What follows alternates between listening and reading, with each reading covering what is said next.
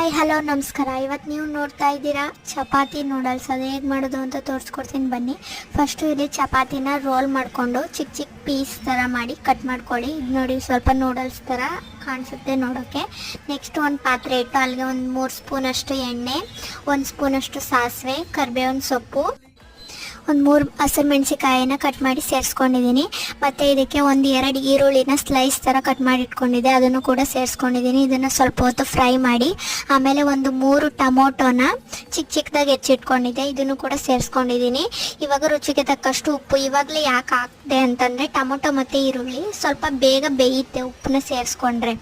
ಆಮೇಲೆ 1/4 tea spoon ಅರಿಶಿನ ಪುಡಿ, 1/2 ಟೀ ಸ್ಪೂನ್ ಅಚ್ಕಾರದ ಪುಡಿ, ಧನಿಯಾ ಪುಡಿ, ಗರಂ ಮಸಾಲ ಇಷ್ಟನ್ನು ಕೂಡ ಸೇರಿಸಿ ಚೆನ್ನಾಗಿ ಫ್ರೈ ಮಾಡ್ಕೊಂಡಿದ್ದೀನಿ. ಇವಾಗ ಇದಕ್ಕೆ ಚಪಾತಿನ ಕಟ್ ಮಾಡಿದ್ವಲ್ಲ ಅದನ್ನು ಸೇರಿಸ್ಕೊಂಡು ಮಿಕ್ಸ್ ಮಾಡಿದ್ರೆ chapati noodles ready to heat.